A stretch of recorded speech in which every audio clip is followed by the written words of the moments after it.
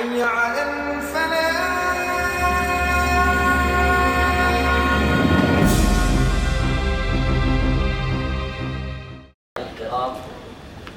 Alhamdulillah, pada kesempatan hari yang berbahagia ini kita berkumpul kembali.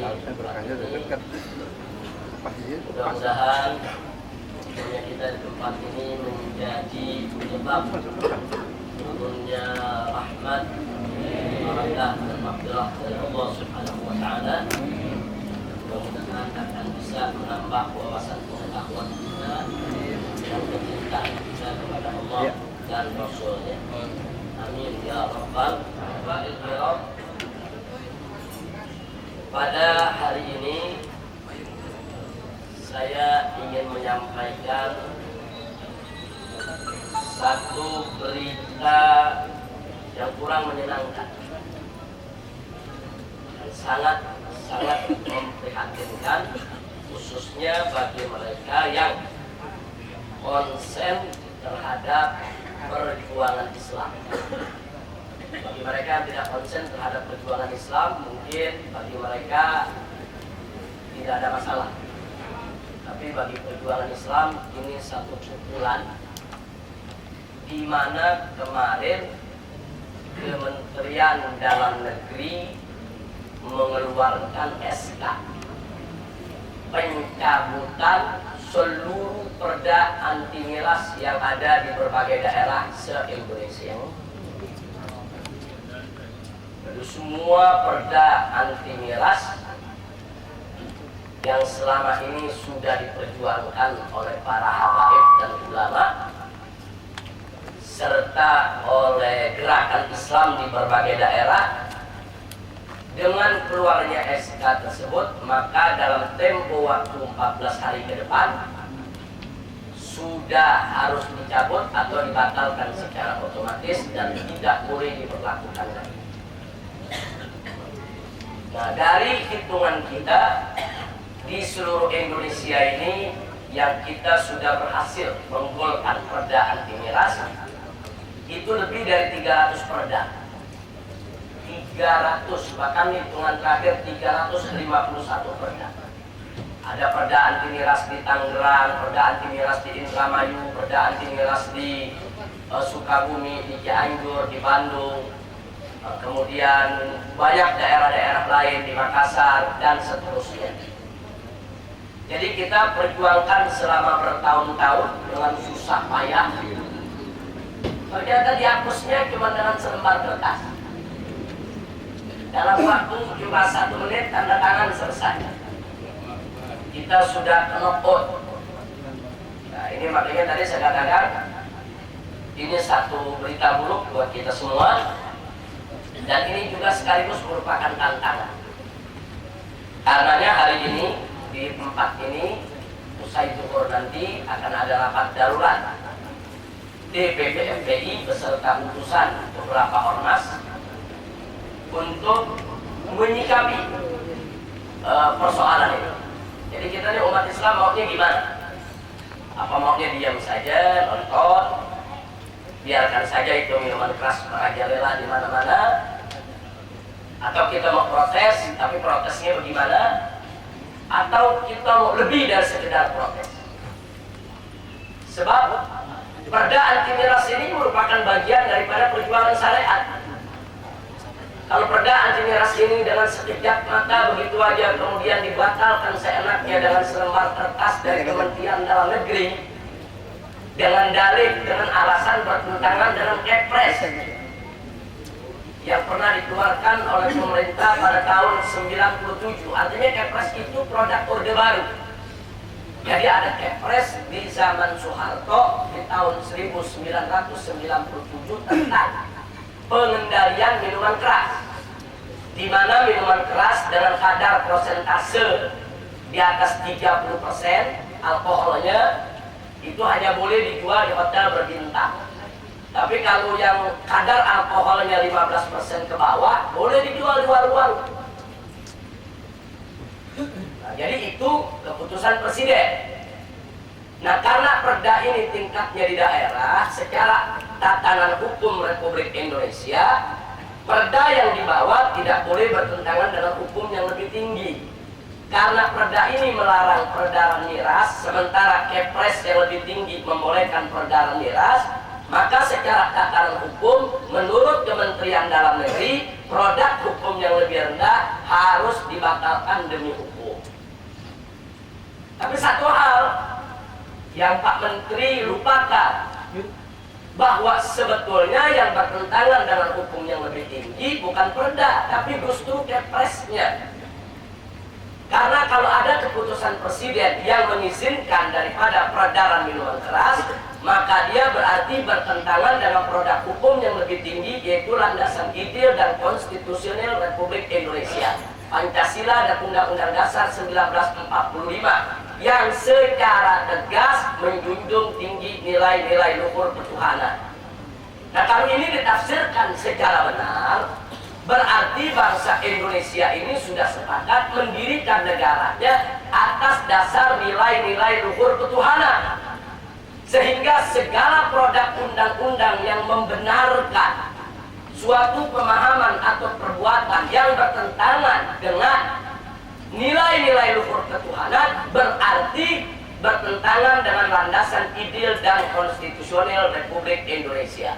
Dan segala produk hukum yang bertentangan dengan landasan ideal dan konstitusional Republik Indonesia harus batal demi hukum.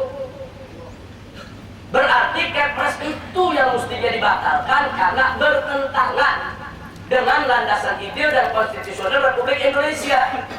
Kalau pertanyaannya, dari mana landasan ideal dan konstitusional Republik Indonesia ini harus sejalan dengan syariat Islam? Sesuai dengan dekret Presiden 5 Juli tahun 1959 yang sampai hari ini masih berlaku, tidak ada satupun keputusan hukum negara yang membatalkan dekret Presiden tersebut. Kalau dekret Presiden itu batal, Pancasila dan UUD 45 ikut batal. Karena saat ini kita menggunakan Pancasila dan UUD 45 berdasarkan dekret Presiden 5 Juli tahun 59. Nah, sekarang kita kembali kepada dekret tersebut. Di dalam dekret dijelaskan bahwa negara Republik Indonesia kembali kepada Pancasila dan Undang-Undang Dasar 1945 yang dijiwai Piagam Jakarta. Nah, Piagam Jakarta itu apa? Piagam Jakarta itu adalah suatu piagam yang berintikan syariat Islam. Jadi berdasarkan dekret Presiden 5 Juli tahun 1959, maka Pancasila dan Undang-Undang Dasar 1945 wajib ditafsirkan sesuai dengan syariat Islam. Nah, ini umat Islam ini selalu dibohongi, dikadari. Kalau kita menentang, nanti kita dianggap mendirikan negara Islam, kita menentang pemerintah, kita mau subversif, kita ini dibohongi terus, dikadari terus oleh mereka. Sebab itu tadi saya katakan, kalau kita ingin berargumentasi secara hukum boleh, apalagi secara agama. Kalau secara agama jelas minuman keras itu haram, titik. Tegas Allah nyatakan dalam surat yaitu Al-Maidah ayat 90 dan 91. Allah Subhanahu wa taala qala, ya ayyuhalladzina amanu innamal khamru wal maisiru wal ansab wal azlam rijsun min amali syaitan fajtanibu. Jadi tegas Allah mengatakan, hai orang-orang beriman, bahwa sesungguhnya yang namanya khamr itu, begitu juga judi, itu semuanya min amali syaitan, semuanya rijsun, kotor, najis. Allah yang menyatakan dalam min amali syaitan, yaitu merupakan daripada perbuatan setan, fajtanibu, maka jauhilah. Dan Nabi mengatakan dengan tegas, al-khamru ummul khaba'ith, kata Nabi. Yang namanya khamr itu adalah biang keladi segala kebejatan. Bahkan di hadis yang lain dikatakan al-khamru ra'su kulli syarr. Yang namanya khamr itu adalah kepala daripada segala kejahatan. Nah, kenapa khamr ini disebut ummul khaba'is, ibunya segala kejahatan? Sebab orang kalau sudah menenggak khamr, orang kalau sudah mengkonsumsi khamr, hilang akalnya, semua pintu kejahatan terbuka bagi dia. Orang kalau berzina belum tentu dia mencuri. Orang kalau mencuri belum tentu dia merampok. Orang kalau merampok belum tentu dia membunuh. Orang kalau membunuh belum tentu dia berjudi. judi, belum tentu dia berzina. Tapi kalau orang sudah mabuk karena khamr, baik itu minuman keras atau itu narkoba atau itu obat-obat terlarang lainnya, begitu dia hilang akalnya, maka diajak zina, ayo. Diajak mencuri, ayo. Diajak merampok, ayo. Diajak membunuh, ayo. Semua pintu kejahatan terbuka. Nah, ini sekarang pemerintah sedang membuka pintu gerbang kejahatan. Yang ini sudah dibuka sejak lama. Yang kita gerakan Islam perlahan-lahan mencoba untuk menutup pintu gerbang tersebut, saudara.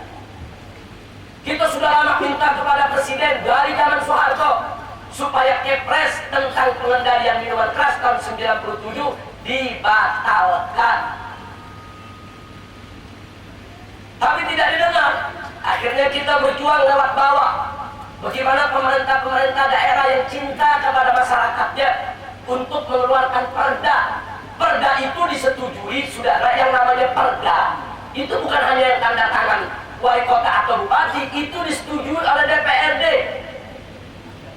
DPRD-nya setuju, wali kotanya setuju, bupatinya setuju. Terus mau dirusak begitu saja oleh seorang menteri. Nah, karena itu ini tidak boleh dibiarkan. Kemungkinan besar FPI akan mengusulkan untuk pembangkangan nasional. Pembangkangan nasional itu artinya daerah-daerah kita dorong untuk jangan mematuhi menteri dalam negeri. Daerah-daerah kita dorong untuk tidak mematuhi presiden. Ini namanya pembangkangan nasional. Dan ini nggak boleh dibiarkan. Loh, kok pintu gerbang kejahatan dibuka kita biarkan, gimana ceritanya? Dan disinilah dibutuhkan peran habaib, peran ulama, supaya semua peduli.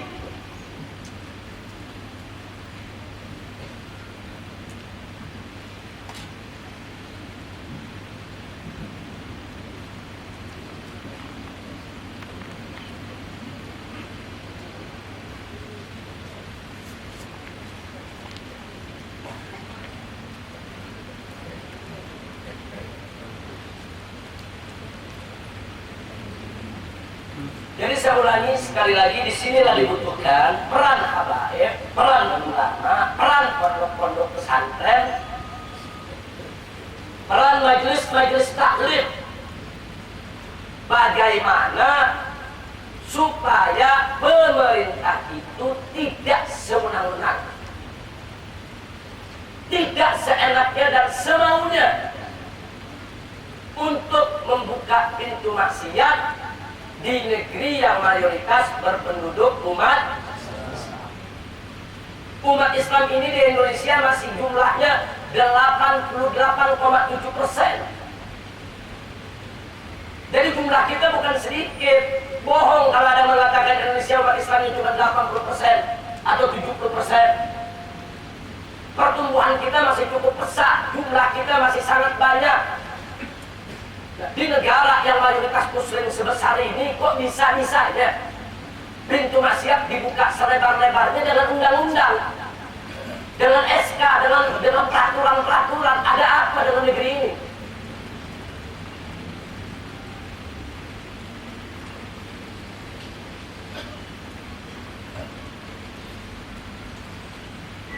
Karena itu saya ingin ajak semua yang ada di sini untuk terus mengikuti perkembangan berita hal tersebut, karena kami tidak akan diam. Apapun resikonya akan kami lawan. Karena 350 perda anti minuman keras yang sudah kita perjuangkan bertahun-tahun itu telah mengorbankan waktu, tenaga, pikiran, energi, biaya di berbagai daerah yang luar biasa.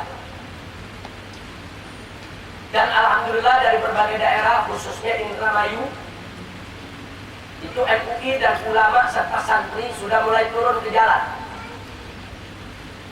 Mereka menolak kalau perda anti miras di Indramayu dicabut hanya dengan selembar keputusan menteri. Karena semenjak perda anti miras diberlakukan di Indramayu, konsumsi minuman keras itu jauh berkurang.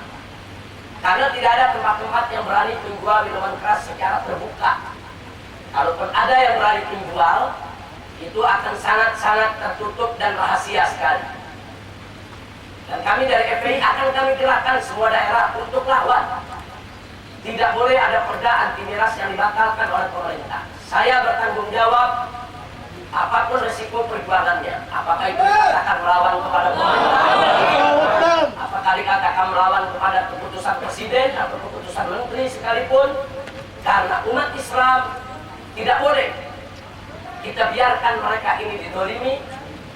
Tidak boleh umat Islam ini kita biarkan mereka itu dimaksiatkan, mereka itu dirusak oleh siapapun, ya ikhwan. Kita patut sedih, kita patut menangis, kita patut berduka, kita patut marah, kita wajib kecewa kalau sampai ada pihak-pihak yang dengan seenaknya merusak umat Islam atau membuka pintu untuk merusak umat Islam, kemudian umat Islam yang lainnya hanya duduk menonton saja, sudah. Nah, karena itu hari ini kami akan rapat darurat untuk mencari cara solusi apa yang harus kami lakukan ke depan. Kita akan tempuh semua jalan. Apakah dialog dengan menterinya, apakah menemui presidennya, apakah mendatangi komisi terkait di DPR RI-nya, semua akan kami tempuh. Dari mulai yang paling prosedur, yang paling lembut, sampai yang paling keras sekalipun. Jadi saya sampaikan di sini, kami akan mengambil jalan dari mulai yang paling lembut prosedur sampai yang paling keras sekalipun. Kami tidak mau lagi umat Islam ini dirusak dengan minuman keras yang dibebaskan. Kita sudah usulkan dari jauh-jauh hari. Bahkan yang kita minta supaya di Indonesia tidak ada pabrik minuman keras, tidak ada minuman keras yang diperjualbelikan. Andai kata pun harus ada, silakan bangun pabriknya di daerah mayoritas non-muslim. Kalau mereka setuju, kalau agama mereka mengizinkan. Tapi untuk di wilayah-wilayah mayoritas muslim, haram pabrik minuman keras itu didirikan, sudah. Jadi jangan salahkan umat Islam kalau besok bergerak, kemarahan umat nanti memuncak, pabrik-pabrik minuman keras dibakar. Jangan salahkan umat. Selama ini umat kita redam, jangan bakar pabrik minuman keras. Itu cara terlalu keras. Mari kita pakai cara yang soft, yang lembut. Kita main di daerah dengan perda, mari. Nah, tapi kalau cara-cara lembut kami ini tidak dihargai, mereka ingin menantang untuk main keras, kami akan siap meladeni mereka untuk main keras. Nah, ini yang saya mau sampaikan, saudara. Makanya tadi saya katakan, ini satu kabar buruk, satu kabar yang sangat memprihatinkan dan sangat mengecewakan. MUI pusat juga sudah protes keras kepada pemerintah. Kenapa tidak ada angin, tidak ada hujan? Tahu-tahu di awal tahun 2012 ini kita diberikan satu hadiah yang mengejutkan, di mana 251 perda anti minuman keras di seluruh Indonesia dicabut dengan resmi oleh Kementerian Dalam Negeri. Nah, jadi kami akan lakukan semua upaya. Apakah SK tersebut harus di PT UN-kan atau di judicial review? Kami belum tahu. Kami harus konsultasi dengan para ahli hukum, advokat, pengacara. Apakah tingkat SK itu jalurnya di PT UN-kan atau jalurnya di judicial review di Mahkamah Konstitusi? Setahu saya di PT UN-kan, karena dia tingkatnya bukan konstitusi. Kalau konstitusi itu tingkatnya di Mahkamah Konstitusikan. Nah, kita akan pelajari hari ini, kita akan lihat dan semua akan kita tempuh. Apakah itu PT UN, apakah itu Mahkamah Konstitusi, semua akan kita tempuh. Termasuk demo sekalipun akan kita tempuh. Jadi mulai dari cara yang paling soft, yang paling lembut, sangat prosedur, sampai cara yang paling keras akan kami tempuh. dalam rangka untuk mempertahankan perda-perda anti miras yang ada di seluruh daerah, di seluruh wilayah Indonesia. Dan itu saya minta kepada yang hadir sini, pertama doanya, kemudian dukungannya, dan ketiga anda-anda yang memiliki majelis taklim untuk ikut peduli kepada perjuangan ini. Jangan diam aja.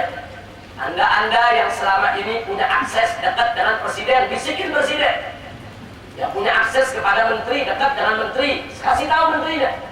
Yang kenal dekat dengan Kapolri, yang kenal dekat dengan pejabat-pejabat, manfaatkan kedekatan Anda untuk Islam. Jadi kita minta kepada para tokoh, baik dari kalangan habaib ataupun kiai, kalau Anda dekat dengan pejabat, dekat dengan presiden, dekat dengan menteri, dekat dengan DPR, dekat dengan MPR, dekat dengan pejabat-pejabat tinggi, manfaatkan kedekatan Anda untuk Islam. Jangan untuk pribadi, untuk Islam. Bagaimana kedekatan Anda itu manfaat buat Islam? Bagaimana kedekatan Anda itu manfaat untuk umat? Bagaimana kedekatan Anda itu betul-betul menjadi bagian daripada perjuangan Islam, sehingga kedekatan Anda dengan pejabat betul-betul diberkahi oleh Allah dan diridhoi oleh Nabi kita Sayyidina Muhammad sallallahu alaihi wasallam. Nah, ini yang saya ingin amanatkan melalui pertemuan ini ya kawan. Mudah-mudahan Allah memberikan kemenangan kepada kita semua. Amin ya rabbal alamin. Baiklah, karenanya pada hari ini saya ingin mempertegas sekali lagi tentang al-wala wal barra. Saudara, saya ingin ingatkan diri saya dan semua umat Islam bahwa al-wala wal barra itu merupakan kewajiban agama. Apa itu al-wala? Al-wala itu adalah menyerahkan totalitas ketaatan dan kepatuhan seorang hamba hanya kepada Allah dan Rasul-Nya. Manakala kita serahkan totalitas ketaatan kita kepada Allah dan Rasul-Nya, kita hanya mau tunduk kepada hukum Allah dan Rasul-Nya, itu disebut kita memiliki al-wala. Dan hukumnya adalah wajib. Barang siapa yang tidak menyerahkan totalitas ketaatan kepatuhannya hanya untuk Allah Subhanahu wa ta'ala dan Rasulnya, maka dia tidak termasuk orang yang beriman. Sedangkan al-barra itu artinya kita tabarrakna, kita melepaskan diri. Kita melepaskan diri dari segala bentuk hukum yang bertentangan dengan hukum Allah dan Rasul-Nya. Jadi kalau ada satu produk hukum yang bertentangan dengan hukum Allah dan Rasul-Nya, wajib kita tolak. Itu namanya kita punya memiliki al-barra. Kita melepaskan diri. Pokoknya segala hukum-hukum yang bertentangan dengan hukum Allah dan Rasul-Nya, kita lepaskan diri. Tabarrakna min kulli dinin yukhalifu dinal Islam. Kita melepaskan diri dari segala aturan, segala agama, segala budaya, segala produk hukum yang bertentangan dengan aturan agama Islam. Nah, itu disebut al-wala wal barra. Nah, semestinya al-wala wal barra ini didoktrin kepada anak-anak kaum muslimin sejak kecil, saudara. Mestinya semenjak mereka kecil didoktrin, ingatlah ya. Engkau wajib tunduk kepada hukum Allah dan Rasul-Nya. Engkau wajib tolak segala bentuk hukum yang bertentangan dengan hukum Allah dan Rasul-Nya. Ini harus menjadi doktrin kita kepada anak-anak kita, sehingga ketika mereka dewasa, mereka punya keyakinan, punya iman bahwasanya mereka wajib tunduk kepada hukum Allah dan wajib untuk menolak sebuah bentuk hukum yang bertentangan dengan hukum Allah dan Rasul-Nya. Karena menegakkan hukum Allah itu wajib. Mari kita lihat kembali surat Al-Maidah dari ayat 44. Ini sering ditanyakan oleh jamaah kita, beberapa bagian dari ayat ini. Sekarang kita baca satu persatu ayatnya dari ayat 44 sampai ayat 50. Surat Al-Maidah dari ayat 44 sampai ayat 50. A'udzu billahi minasyaitonir rajim. Bismillahirrahmanirrahim. Inna anzalna at-taurata fiha hudan wa nur. Yahkumu biha an-nabiyyuna alladziina aslamu lilladziina hadu war-rabbaniyun wal ahbaru bima stuhfizu min kitabillah wa kanu 'alaihi syuhada. Fala takhshawun nasa wakhshawni wa la tashtaru bi ayati thamanan qalila. Wa man lam yahkum bima anzalallah fa ulaika humul kafirun. Wa katabna 'alaykum fiha anna an-nafsa bin-nafsi wal 'ayna bil-'ayni wal anfa bil-anfi wal udhuna bil-udhuni was-sinna bis-sinni wal juruha qisas. Faman tasaddaqa bihi fa huwa kafaratun lahu. Wa man lam yahkum bima anzalallahu fa ulaika humul zalimun. وقفينا على آثارهم بعيسى ابن مريم مصدقا لما بين يديه من التوراة وآتيناه الإنجيل فيه هدى ونور ومصدقا لما بين يديه من التوراة وهدى وموعظة للمتقين وليحكم أهل الإنجيل بما أنزل الله فيه ومن لم يحكم بما أنزل الله فأولئك هم الفاسقون. وأنزلنا إليك الكتاب بالحق مصدقا لما بين يديك من الكتاب ومهيمنا عليه فاحكم بينهم بما أنزل الله ولا تتبع أهواءهم عما جاءك من الحق لكل جعلنا منكم شرعة ومنهاجا ولو شاء الله لجعلكم أمة واحدة ولكن ليبلوكم فيما آتاكم فاستبقوا الخيرات إلى الله مرجعكم جميعا فينبئكم بما كنتم فيه تختلفون وأن يحكم بينهم بما أنزل الله ولا تتبع أهواءهم واحذرهم أن يفتنوك عن بعد ما أنزل الله إليك فإن تولوا فاعلم أنما يريد الله أن يصيبهم ببعض ذنوبهم وإن كثيرا من الناس لفاسقون. أفحكم الجاهلية يبغون ومن أحسن من الله حكما لقوم يوقنون. Sadaqallahul azim. Saudara, dalam rangkaian ayat yang kita baca tadi dari surat Al-Maidah ayat 44 sampai ayat 50, dengan tegas Allah menceritakan kepada kita betapa menegakkan hukum Allah merupakan kewajiban umat manusia semenjak zaman nabi-nabi terdahulu sampai zaman Nabi kita Sayyiduna Muhammad sallallahu alaihi wasallam. Di surat Al-Maidah ayat 44 dan 45 Allah menceritakan tentang syariat Nabi Musa alaihi salam. Allah katakan inna anzalna Taurat, sesungguhnya kami telah menurunkan kitab suci Taurat, fiha hudan wa nur, di dalam kitab Taurat itu ada petunjuk dan cahaya, kata Allah. Untuk apa? Allah nyatakan yahkumu bihan nabiyyun, untuk para nabi menghukum dengannya. Jadi Nabi Musa alaihissalam diwahyukan kepadanya, Allah berikan kitab suci Taurat yang isinya adalah petunjuk dan cahaya untuk digunakan oleh para nabi setelah Musa sebagai pedoman hukum. Wajib mereka menghukum dengan hukum Allah yang Allah turunkan kepada Nabi Musa melalui kitab suci Tauratnya.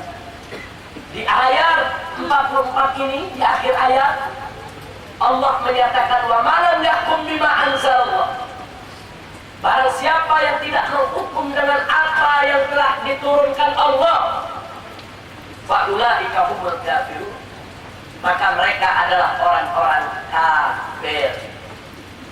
Jadi Allah sudah menyatakan itu dari zaman umat Nabi sebelum zaman Nabi Muhammad.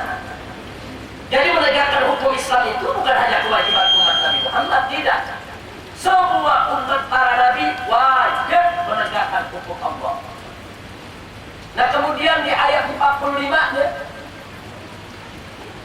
Allah ingatkan di antara hukum Allah itu antara lain di zaman Nabi Musa, wa katabna 'alaihim fiha, dan kami wajibkan, kami tetapkan atas mereka di dalam Taurat tersebut, anna nafsa bin nafsi, nyawa dibayar nyawa, wal 'aina bil 'aini, mata dibayar mata, wal anfa bil anfi, dan hidung dibayar dengan hidung, wasinna bis sinni, dan gigi dibayar dengan gigi, wal juruha qisas, dan semua luka ada qisas. Nah kemudian di akhir ayat 45 ini saudara, Allah ingatkan lagi, wa ma lam yahkum bima anzalallah fa ulaika humuz zalimun. Barang siapa yang tidak menghukum dengan apa yang ditetapkan oleh Allah, maka mereka adalah orang-orang zalim. Tadi Allah katakan kafir, sekarang Allah nyatakan zalim. Selanjutnya di ayat 46 Allah menceritakan tentang umat Nabi Isa alaihissalam. Bagaimana kepada Nabi Isa alaihissalam Allah turunkan kepadanya yaitu kitab Injil. Allah nyatakan wa atainahul Injil, dan kami berikan kepada Nabi Isa putra Maryam adalah Injil, kata Allah. Nah lalu untuk apa Injil tersebut? Di ayat 47 Allah menyatakan waliyahkum, lamnya lamul amr ya, waliyahkum, hendaklah menghukum atau menggunakan hukum ahlul Injil, para pengikut Injil, maksudnya umat Nabi Isa alaihissalam, bima anzalallahu fihi, dengan apa yang Allah sudah turunkan di dalam kitab suci Injil tersebut. Wa ma lam yahkum bima anzalallah, barang siapa yang tidak menghukum dengan apa yang telah diturunkan Allah, fa ulaika humul fasiqun, maka mereka adalah orang-orang fasik. Jadi ada 3 stempel Allah kasih. Siapa yang tidak menegakkan hukum Allah, kafir, zalim, fasik. Nah kemudian kita lihat di ayat 48. Kali ini Allah bercerita tentang kita semua, umat Nabi kita tercinta Sayyiduna Muhammad sallallahu alaihi wasallam. Allah nyatakan kepada Nabi, wa anzalna ilaikal kitab, dan kami telah turunkan kepada engkau wahai Nabi, wahai Rasul, wahai Muhammad, bil haq, dengan hak. Jadi Allah turunkan Al-Quran kepada Nabi kita Sayyiduna Muhammad sallallahu alaihi wasallam. Untuk apa? Allah perintahkan fahkum bainahum bima anzalallah. Jadi dalam ayat ini Allah nyatakan kepada Nabi, kami turunkan kepada engkau ya Muhammad Al-Quran, maka fahkum bainahum bima anzalallah, hukumlah di tengah-tengah mereka kau punya umat dengan apa yang diturunkan oleh Allah. Jadi Nabi Allah yang suruh gunakan hukum Allah, gunakan hukum Islam, tegakkan hukum yang sudah Allah berikan dalam Al-Quran. Enggak ada perbedaan pendapat di antara ulama sudah. Semua ulama sepakat menegakkan hukum Allah bagi umat Islam, hukumnya adalah wajib. Ini sepakat, ini bukan persoalan furu'uddin, ini persoalan usuluddin, bahwa menegakkan hukum Allah adalah wajib. Kalau ada orang mengaku Islam mengatakan menegakkan hukum Allah tidak wajib, maka dia murtad, kafir, keluar dari Islam. Ini persoalan usul, bukan persoalan furu'. Makanya tadi kita katakan al-wala, memberikan totalitas kepatuhan, hanya patuh tunduk kepada hukum Allah adalah wajib. Nah kemudian di ayat 49 saudara, diulangi sekali lagi oleh Allah, wa anihkum bainahum bima anzalallah. Wahai Nabi, wahai Muhammad, wa anihkum bainahum bima anzalallah, maka tetapkanlah hukum di antara mereka kau punya umat bima anzalallah, dengan apa yang telah diturunkan oleh Allah. Wala tattabi ahwa'ahum, jangan kau ikuti hawa nafsu mereka. Nabi diingatkan Allah, wala tattabi ahwa'ahum, jangan kau ikuti hawa nafsu mereka, umat manusia, jangan. Ini hukum Allah tegakkan, jangan kau ikuti hawa nafsu, yaitu daripada mereka. Kemudian dikatakan, wahdarhum, hati-hati kepada mereka, beri peringatan kepada mereka. Jadi jangan coba-coba ada umat Nabi yang ingin melepaskan diri daripada kewajiban menegakkan hukum. Nah kemudian saudara, di ayat 50-nya ada ancaman keras dari Allah. Allah menggunakan hamzah istifham untuk tanda tanya, tapi dalam ayat ini bukan buat tanya, tapi lihat saja untuk teguran keras, saudara. Karena pertanyaan ini pertanyaan yang nggak perlu dijawab. Seperti ada anak nakal, saudara tidak mau buat PR, orang tuanya marah. Terus orang tuanya nanya, kamu tidak mau buat PR ya? Itu pertanyaan perlu dijawab tidak? Orang itu lagi nanya atau lagi marah? Nah, maksudnya apa? Kerjain PR. Nah, dalam Al-Quran juga ada kalimat seperti itu juga. Allah firmankan di ayat 50, apa hukum jahiliyah yabghun? Apakah hukum jahiliyah yang mereka inginkan? Maksudnya mereka yang nggak mau pakai hukum Allah. Apa hukum jahiliyah yabghun? Apa hukum jahiliyah yang mereka mau? Wa man ahsanu minallahi hukma? Siapa hukumnya yang lebih bagus daripada hukum Allah? Ini pertanyaan yang nggak perlu dijawab, saudara. Ini pertanyaan jawabnya sudah jelas. Nggak ada hukum yang lebih baik daripada hukum Allah. Nggak ada hukum yang lebih bagus daripada hukum Allah. Yang namanya orang beriman nggak boleh dia menginginkan hukum jahiliyah, tapi wajib dia mengikuti hukum Allah. Jadi orang-orang yang tidak mau menerima hukum Allah, Allah kecam dalam ayat ini. Apa hukum jahiliyah dia pun? Kalau mereka tidak mau pakai hukum Allah, apa mereka mau pakai hukum jahiliyah? Kemudian Allah nyatakan lagi, waman ahsanu minallahi hukman liqaumin yuqinun. Tidak ada hukum yang lebih baik daripada hukum Allah bagi orang-orang yang yakin. Maka itu di sini ini ayat walaupun menggunakan adawat istifham daripada waman ahsanu minallah. Ini bukan sekedar untuk nanya, tapi untuk menyatakan dan nafi, tidak ada hukum yang lebih baik daripada hukum Allah subhanahu wa ta'ala. Karena itu saudara, dengan ayat-ayat yang kita baca tadi, Anda boleh lihat seluruh tafsir salaf maupun khalaf, bahkan sampai tafsir yang paling modern sekalipun.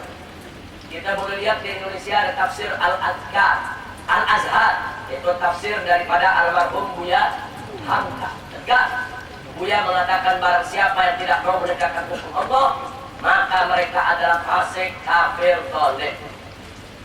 Kemudian Anda boleh juga baca tafsir Al-Misbah yang ditulis oleh Profesor Dr. Gure Shihab.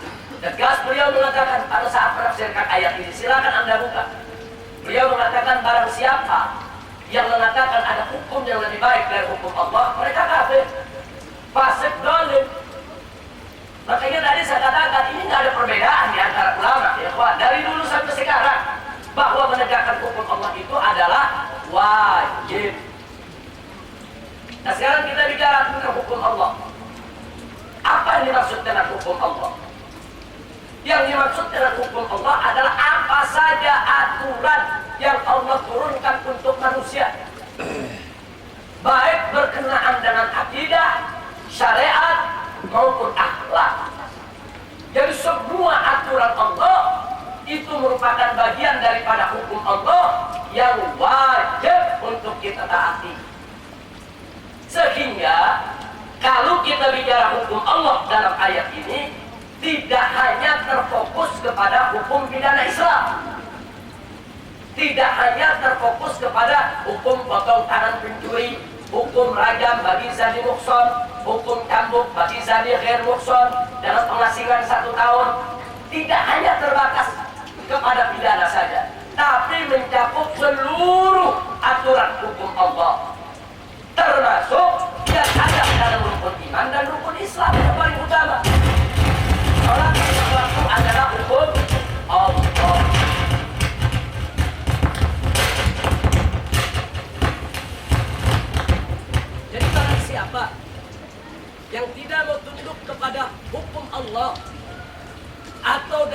bongah, bongkak, sombong, dan takabur, tidak mau menerima hukum Allah, maka mereka kafir, zalim, fasik. Saat itu dalam mazhab Imam Syafi'i radhiyallahu taala anhu, kalau ada orang tidak mau melaksanakan sholat 5 waktu, kalau ada orang tidak mau puasa Ramadan, kalau ada orang tidak mau bayar zakat harta yang wajib, kalau ada orang tidak mau melaksanakan ibadah haji yang wajib, kemudian ditanya, kenapa Anda tidak melaksanakan itu semua kewajiban? Kemudian dengan bongkar, bongkak, takabur mengatakan, nah itu semua nggak wajib, itu bukan kewajiban. Sepakat semua mazhab termasuk mazhab Imam Syafi'i, orang tersebut laqad irtadda an dinihi, murtad dari agama. Tidak ada perbedaan pendapat di antara ulama. Nah, lalu bagaimana kalau dia tidak sholat, tidak puasa, tidak zakat, tidak haji karena malas, bukan karena menolak hukumnya. Nah, di sini kalau dalam mazhab Syafi'i dikatakan mereka asli dosa besar, tapi tidak dikatakan kafir. Tapi kalau dalam mazhab Imam Ahmad disebut kafir, sudah. Kalau dalam mazhab Imam Ahmad, malas-malasan saja takasulan, asahulan, itu sudah disebut kafir. Kalau nggak mau melaksanakan hukum Allah yang paling inti. Nah, kalau dalam mazhab Syafi'i dikatakan asi, selama dia katakan iya saya tahu sholat wajib, puasa wajib, zakat wajib, cuma malas. Nah, begitu tuh dalam mazhab Syafi'i belum dikafirkan, tapi dia sudah termasuk asi, dosa, dan dosanya tidak kecil, dosa besar. Nah, ini yang saya mau ingatkan, ini hukum Allah itu, saudara, hukum Allah itu luas. Jadi bukan hanya hukum potong tangan saja, ya sholat, puasa, zakat, dan lain sebagainya. Itu semua hukum Allah wajib untuk kita tegakkan. Karena itu saya selalu mengajak diri saya dan segenap umat Islam, bagaimana caranya hukum Allah itu tegak dalam setiap sendi kehidupan kita, baik dalam rumah tangga maupun bermasyarakat, bahkan sampai berbangsa dan bernegara. Islam tidak memilah-milah itu. Nah, kalau kita bicara hukum Islam harus ditegakkan sampai berbangsa dan bernegara, bukan berarti kita ingin ikut-ikutan politik praktis. Ini kita bicara kewajiban agama. Jangan dengan alasan itu kan politik terus tidak peduli hukum Allah tidak ditegakkan. Itu alasan yang batil, alasan yang fasid, alasan yang nggak boleh digunakan oleh siapapun, saudara, hanya sekedar untuk menjauhkan diri daripada kewajiban. Nah, sebetulnya di Republik Indonesia ini, saudara, seluruh dunia terkejut. Semua dunia terkejut. Indonesia yang mereka tahu 90% penduduknya umat Islam, kok tidak pakai hukum Islam? Anda jangan pikir tidak terkejut. Saya keliling kemana-mana negeri. Kalau saya berhubungan dengan gerakan-gerakan Islam, atau saat saya terima tamu tokoh-tokoh gerakan dari Fatah, dari Hamas Palestina, dari mana-mana negeri pada datang, mereka heran, kok Indonesia yang sudah 90% umat Islam nggak pakai hukum Islam? Bukan mereka tidak bertanya. Kita ini banyak punya hubungan dengan tokoh-tokoh gerakan Islam di seluruh dunia. Kita ke Brunei, kita ke Malaysia, kita ke Mesir, kita ke Saudi, kita ke Yordan, ke mana tempat, semua nanya. Dan semua terkejut. Bahkan waktu saya kuliah di Jami'atul Malik Saud, saya punya kawan lebih dari 40 negara, kumpul semua kita satu kampus. Kalau kita sedang diskusi, mereka kaget. Mereka lihat Muslim yang paling banyak di dunia di Indonesia. Negara Islam yang terkenal di dunia saat ini Indonesia. Tapi kok bisa-bisanya Indonesia nggak pakai hukum Islam? Kaget. Jangankan persoalan hukum Islam, persoalan simbol saja mereka kaget. Seluruh dunia Islam, parang merah itu, saudara, nggak ada. Yang ada itu bulan sabit merah. Nggak ada negara Islam pakai parang merah seluruh dunia. Malaysia bulan sabit merah, Brunei bulan sabit merah, Pakistan bulan sabit merah, Afghanistan bulan sabit merah, seluruh negara Arab bulan sabit merah. Enggak ada pakai palang merah. Satu-satunya negeri berpenduduk mayoritas muslim terbesar di dunia yang pakai palang merah, Indonesia. Kelihatannya kecil, cuma soal simbol, tapi itu jadi persoalan.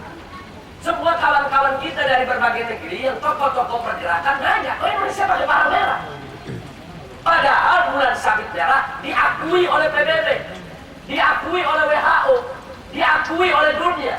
Keputusan Jenewa yang dilaksanakan oleh PBB mengabulkan dua lambang kemanusiaan internasional, bulan sabit merah dan palang merah.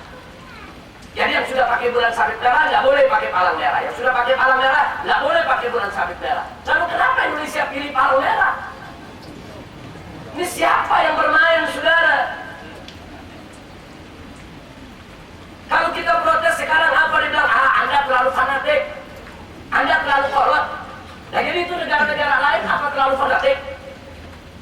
Di mana-mana pakai bulan sabit merah, cuma Indonesia yang pakai palang merah. Ada apa? Ini kita belum bicara hukum nih, baru bicara simbol yang kelihatan kecil, saudara. Makanya jangan kaget, rumah sakit Islam di Indonesia semua pakai bulan sabit merah. Nggak ada rumah sakit Islam yang pakai palang merah, saudara. Ini juga jadi persoalan. Kenapa? Karena di Indonesia ulama dan santrinya sudah dibungkam. Hampir semua ulama di pondok pesantren kalau diajak bicara masalah ini, itu urusan politik. Kita jangan ikut campur politik. Kita udah dakwah aja. Mereka tidak peduli. Karena mereka tidak peduli, orang-orang kafir dengan leluasa mewarnai ini negeri, sudah. Dari mulai lambang diwarnai oleh ajaran kafir, sampai hukum diisi dengan hukum kafir. Karena kita tidak peduli. Tapi kalau ulama-ulama di Indonesia semua peduli, mau tahu, nasib kita nggak seperti ini, sudah. Semua kita dikerjain. Nah, jadi saya pikir ini khusus orang-orang muda, ini jadi bahan pemikiran ke depan. Jangan pandang remeh, jangan simbol. Simbol itu identitas. Identitas itu untuk dibaca oleh saudara-saudara kita di dunia lain.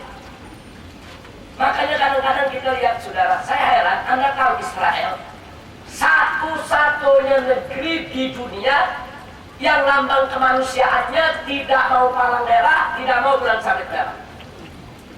Kenapa? Karena bulan sabit merah itu lambang Islam, palang merah lambang Kristen. Mereka pakai bintang David merah, lambangnya sendiri. Seluruh dunia yang pakai bintang David merah cuma Israel saja. Tapi sungguh pun Israel ini musuh kita, Yahudi ini musuh kita, kita benci. Tapi kita salut. Mereka bisa jaga identitasnya, saudara. Enggak, dia mau pakai palang merah, itu identitas Kristen, bukan identitas kami. Dia nggak mau pakai bulan sabit merah, itu identitas Islam, bukan identitas kami. Dia pakai identitas sendiri, walaupun PBB tidak mengaku, tidak ada urusan. Hebat. Itu namanya punya prinsip. Ini negara kita Indonesia nggak punya prinsip, nggak ada. Itu kan cuma soal simbol, apa arti sebuah lambang? Kadang-kadang begitu, sudah. Palang merah itu kan cuma palang, apa sih arti sebuah nama? Enggak begitu, saudara. Simbol itu melambangkan identitas. Identitas itu untuk dikenali. Jadi jangan menganggap remeh simbol, jangan menganggap remeh suatu identitas. Enggak begitu, saudara. Ini bagian daripada perjuangan kita. Makanya FPI di mana tempat selalu mengumandangkan, mengajak orang-orang kaya Islam yang bangun rumah sakit sendiri, ayo dong, sama-sama kita pakai bulan sabit merah, pelan-pelan lah. Ayo dong, kalau kita punya sekolahan, kita bangun di situ ada palang merah remaja. Kenapa sih nggak diganti dengan bulan sabit remaja, bulan sabit merah atau hilal merah? Makanya kami di DPP FPI, ketika terjadi gelombang tsunami di Aceh, kami membentuk HILMI, Hilal Merah Indonesia. Jadi setiap ada kegiatan kemanusiaan, selalu kami turunkan Hilal Merah Indonesia. Jadi kami tolak itu palang merah.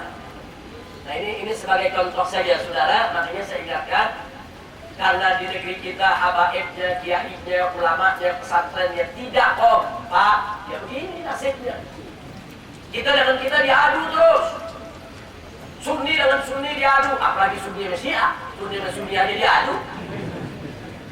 Saya nggak kaget kalau Sunni sama Syiah diadu, Syiah sama Wahabi diadu. Sunni sama Sunni diadu. Yang tahlil sama tahlil disuruh ribut ya, Pak. Ini fakta yang terjadi di negeri kita. Ada apa? Kita diadu kita dengan kita. Umat Islam disuruh berkelahi di mana-mana tempat ya, Pak. Jadi di kalangan Syiahnya ada yang ekstrim, yang suka ngafirin Sunni. Di sini juga ada yang ekstrim, yang mukul rata semua Syiah kafir. Akhirnya ekstrim ketemu ekstrim meledak. Di mana-mana saling bunuh. Apa yang kita cari ya, Pak? Ini musuh kita besar. Bagaimana hukum Islam ini bisa tegak? Bagaimana kemungkaran di tengah masyarakat ini bisa kita bersihkan? Bagaimana umat Islam ini tidak dibuka pintu bagi mereka untuk berbuat maksiat?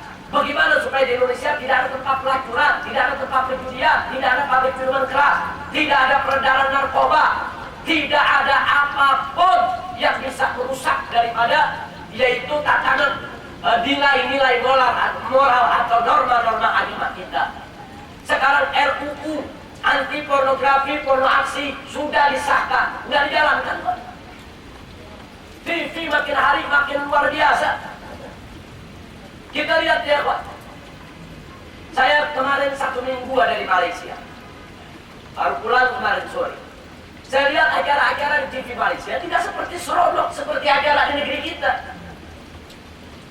Bahkan setiap 2 jam sekali di TV resmi Malaysia ditulis bahwa yang namanya film luka, porno, aksi pornografi diharamkan di negeri ini. Terus diiklankan macam itu. Di negeri kita enggak. Kenapa itu tadi? Karena ulama tidak kompak, habaib tidak kompak, pesantren tidak kompak, majelis-majelis taklim tidak kompak. Akhirnya pemerintah seenaknya membuka semua keran yang ada, sehingga ulama tidak dilihat, tidak ditengok, tidak diminta fatwanya, nggak dihargai di negeri ini. Bahkan maaf, ada sejumlah pejabat yang kadang-kadang ngomong seenaknya. Apa dia bilang? Habib Kiai itu kan bisanya cuma ngasih proposal doang. Malu kita dengarnya, saudara. Ini keluar dari mulut pejabat, pengen gitu, saudara. Dia pikir semua habaib seperti itu, dia pikir semua ulama seperti itu. Nggak dihargai kok. Hati-hati dengan pejabat ya, Wak. Hati-hati. Saya katakan hati-hati. Saya punya kawan, punya pengalaman. Dulu kalau datang ke pejabat, rokok saja sama asbak rokok di pejabat nggak berani ada di meja. Wah, kiai datang, asbak rokok semua dipinggirkan. Hormat betul sama kiai. Kenapa baru kena? Baru kena. Tapi begitu sudah mulai lama kenal, proposal mulai masuk, kasih bantuan, besok asbak sudah mulai ada di meja.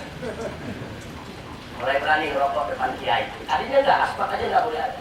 Kenapa? Karena merasa udah ngebantu. Dia pikir kalau udah ngebantu dia udah beli kiai dia. Nah, kemudian setelah banyak bantuan yang bertumpuk, dia sudah mulai berani taruh botol minuman keras di mejanya saat menerima si kiai. Ini fakta kejadian. Ajudan tegur, Pak, gimana kita orang nggak apa-apa, dia kan sudah orang kita. Nggak apa-apa, ini kiai baik, nggak usil kok sama kita. Nah, jadi saya hanya ingatkan hati-hati. Hati-hati dengan pejabat. Jangan datang kalau tidak ada keperluan buat umat ya. Kalau ada keperluan buat umat, datang. Kalau ada keperluan buat bela Islam, datang. Silakan. Anda mau nginep pun nggak apa-apa, asal buat umat, buat Islam. Tapi kalau nggak ada keperluan buat umat, nggak ada keperluan buat Islam, jangan. Begitulah tingkah laku banyak pejabat di mana-mana negeri. Nanti akhirnya ulama kiai tidak dihargai lagi. Nah, kita menginginkan ulama itu seperti yang pertama kali datang tadi. Jangankan minuman keras, asbak aja nggak berani ada di mejanya ya. Wah, kiai datang singkir itu asbak semua, nggak berani. Mestinya ulama seperti itu ya, Wah. Jaga karismanya, jaga. Nah ini yang saya ingatkan. Jadi di negeri ini saya pikir pejabat-pejabat ini perlu dikasih pelajaran. Pejabat-pejabat ini memang perlu dikewer semua. Nah, supaya mereka ini nggak kurang ajar lagi ke depan ya kawan. Nah, mereka bisa menghargai daripada perjuangan ulama. Nah, maka itu perjuangan kita ke depan makin berat. Mudah-mudahan Allah memberkahi kita. Amin ya Rabbal alamin. Jadi sekarang saya mau tanya, kira-kira soal al-wala al-barra jelas tidak? Berarti apakah wajib kita tunduk kepada hukum Allah dan Rasulnya? Wajib. Apakah wajib kita melepaskan diri dari hukum yang bertentangan dengan hukum Allah dan Rasulnya? Wajib. Baik, sekarang saya mau tanya, perda anti miras, melarang minuman keras perda di suatu daerah. Hukum itu, saudara, dalam neraca syariat Islam itu jelek atau bagus? Jelek atau bagus? Minuman keras dilarang. Minuman keras dilarang. Saya robah pertanyaannya. Minuman keras dilarang di satu wilayah. Jelek atau bagus? Nah baik. Nah, kalau kemudian peraturan larangan tadi mau dicabut, nah pencabutan ini jelek atau bagus? Sesuai tidak dengan syariat Islam? Berarti kita diam atau lawan? Nah, boleh kita diam ya. Nah, walaupun resikonya kita dianggap pembangkang kepada negara, dianggap subversi, dianggap kadang-kadang ada lagi yang mengatakan Habib kita mesti cari akhufud dororin, madarat yang lebih kecil. Kalau kita melawan nanti madaratnya gede. Nanti gara-gara Habib melawan semua Habib ditangkap lagi. Dan gara-gara satu Habib melawan nanti semua Habib bisa diusir lagi dari Indonesia. Nah ini cara berpikir yang picik, saudara. Ego namanya. Enggak begitu, saudara. Masyarakat Indonesia ini dengan habaib sudah menyatu satu keluarga. Jangan lupa, Anda bangsa Indonesia asli adalah akhwaluna. Anda ini adalah keturunan paman-paman kami. Kenapa saya katakan Anda ini keturunan paman-paman kami? Dulu datuk-datuk kami datang dari Hadramut ke Indonesia tidak bawa istri. Mereka datang kemari untuk berdakwah. Ada yang berdakwah di Kalimantan, Sulawesi, Irian, Sumatera, Jawa, dan lain sebagainya. Di mana-mana kami punya datuk datang ke Indonesia berdakwah menyebarkan Islam. Nah kemudian mereka tidak bawa istri. Lalu kemari kawin sama siapa? Sama orang Indonesia. Yang di Jawa kawin sama orang Jawa, yang di Sunda kawin sama orang Sunda, yang di Kalimantan kawin dengan orang Kalimantan, bahkan yang di Irian pun kawin dengan orang Irian. Sudah, mereka nikah, kawin resmi, berketurunan. Nah, makanya begitu anak-anak mereka lahir, anak-anak mereka ini sudah master Arab Indonesia. Saudara, nah anak-anak ini diperkenalkan oleh bapaknya, dia lihat bapaknya dengan masyarakat beda nih. Yang ini mancungan, yang ini nggak mancung, ini beda. Nah bapaknya memperkenalkan itu yang di luar sana, saudara-saudara ibumu, dalam bahasa Arabnya ahwal. Itu haula ahwalu. Mereka itu semua paman-paman saudara ibumu. Dalam bahasa Arab, kalau paman dari bapak disebut ammi. Tapi kalau paman dari ibu disebut kholi. Kalau pamannya banyak disebut ahmam. Kalau kholnya banyak disebut ahwal. Ta'al ya ahlan wa sahlan. Habib Ahmad, jaga. Sallu ala Nabi. Nah jadi kalau orang Indonesia dipanggil ahwal oleh para habaib, itu panggilan terhormat. Bapak Habib, ya ahlan wa sahlan. Bapak, udah disediain kursinya gitu.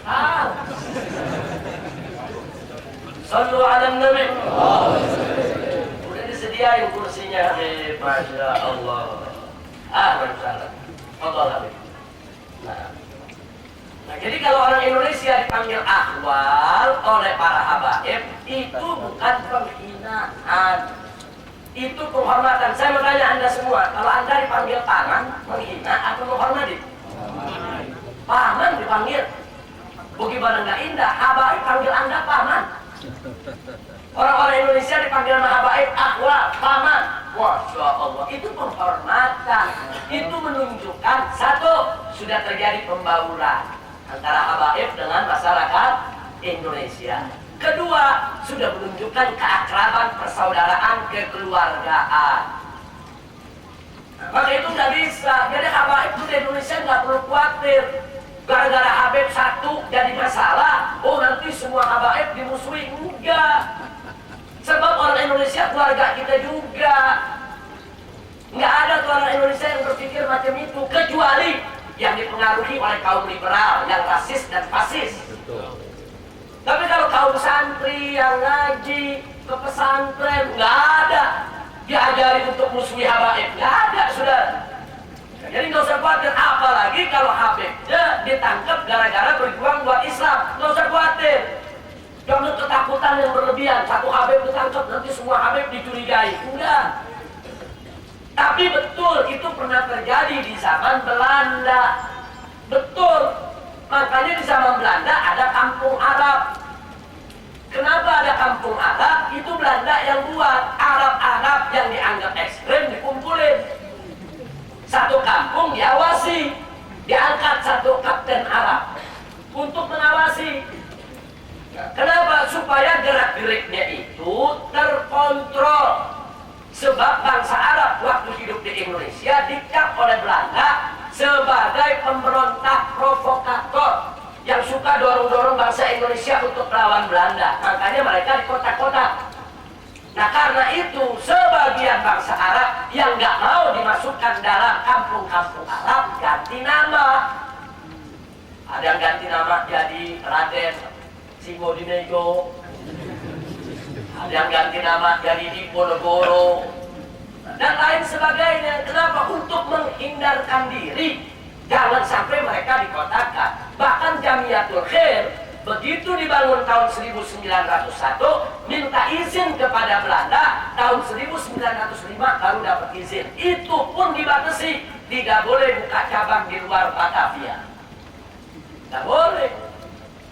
Makanya Kiai Haji Ahmad Dahlan yang ketika itu menjadi anggota Jamiatul Khair minta izin kepada sepuh para habaib di Jakarta untuk membuka cabang Jamiatul Khair di Yogyakarta. Tapi Belanda tidak izinkan. Tapi Kiai Haji Ahmad Dahlan bilang ini penting karena di Yogyakarta gerakan kristenisasi begitu kuat, harus dibendung. Akhirnya sepakat bentuk Muhammadiyah yang biayai para habaib. Berangkat Kiai Haji Ahmad Dahlan ke Yogyakarta, bentuk itu yang namanya Muhammadiyah untuk melawan, membendung daripada kristenisasi. Nah, makanya Muhammadiyah dia bisa, karena Muhammadiyah ini dianggap dibentuk oleh orang pribumi, oleh orang Jawa, makanya dia masih boleh untuk bentuk cabang-cabangnya. Tapi kalau udah dilihat Arab, nggak boleh.